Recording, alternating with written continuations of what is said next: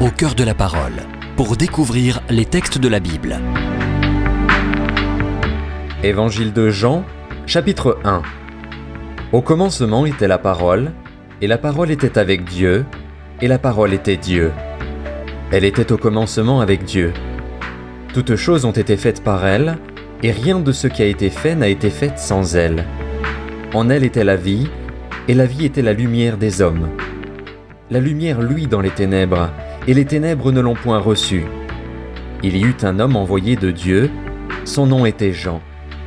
Il vint pour servir de témoin, pour rendre témoignage à la lumière, afin que tous crussent par lui.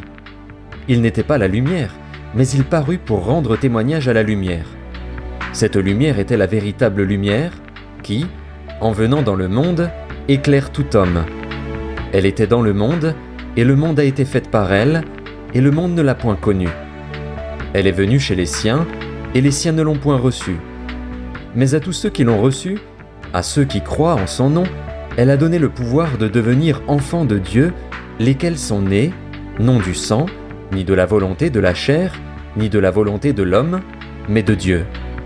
Et la parole a été faite chair, et elle a habité parmi nous, pleine de grâce et de vérité. Et nous avons contemplé sa gloire, une gloire comme la gloire du Fils unique venu du Père. Jean lui a rendu témoignage, et s'est écrié : « C'est celui dont j'ai dit : celui qui vient après moi m'a précédé, car il était avant moi. » Et nous avons tous reçu de sa plénitude, et grâce pour grâce.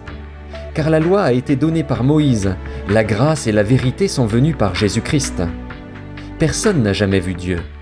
Le Fils unique, qui est dans le sein du Père, est celui qui l'a fait connaître. Voici le témoignage de Jean, lorsque les Juifs envoyèrent de Jérusalem des sacrificateurs et des Lévites pour lui demander : « Toi, qui es-tu » Il déclara, et ne le nia point, il déclara qu'il n'était pas le Christ. Et ils lui demandèrent : « Quoi donc ? Es-tu Élie » Et il dit : « Je ne le suis point. »« Es-tu le prophète » Et il répondit : « Non. » Ils lui dirent alors : « Qui es-tu ? Afin que nous donnions une réponse à ceux qui nous ont envoyés.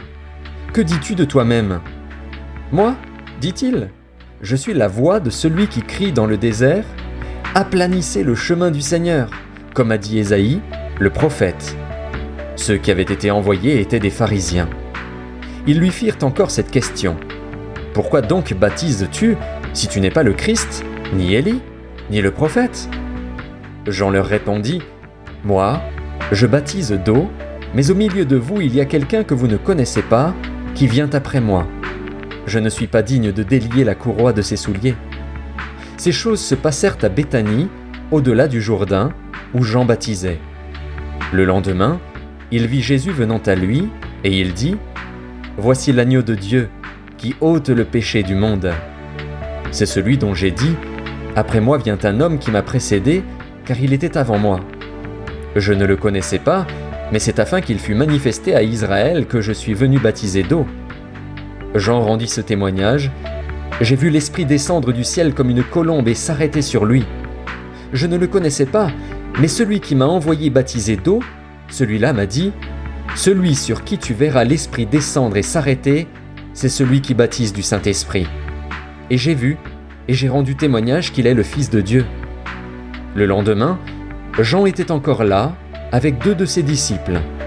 Et, ayant regardé Jésus qui passait, il dit : « Voilà l'agneau de Dieu. » Les 2 disciples l'entendirent prononcer ces paroles, et ils suivirent Jésus. Jésus se retourna, et voyant qu'ils le suivaient, il leur dit : « Que cherchez-vous » Ils lui répondirent : « Rabbi », ce qui signifie maître, « où demeures-tu » ? « Venez, leur dit-il, et voyez. » Ils allèrent, et ils virent où il demeurait. Et ils restèrent auprès de lui ce jour-là. C'était environ la 10e heure.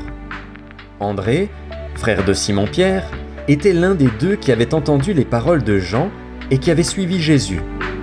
Ce fut lui qui rencontra le premier son frère Simon, et il lui dit : « Nous avons trouvé le Messie, ce qui signifie Christ. » Et il le conduisit vers Jésus. Jésus, l'ayant regardé, dit : « Tu es Simon, fils de Jonas. Tu seras appelé Céphas, ce qui signifie Pierre. » Le lendemain, Jésus voulut se rendre en Galilée et il rencontra Philippe. Il lui dit « Suis-moi ». Philippe était de Bethsaïda, de la ville d'André et de Pierre.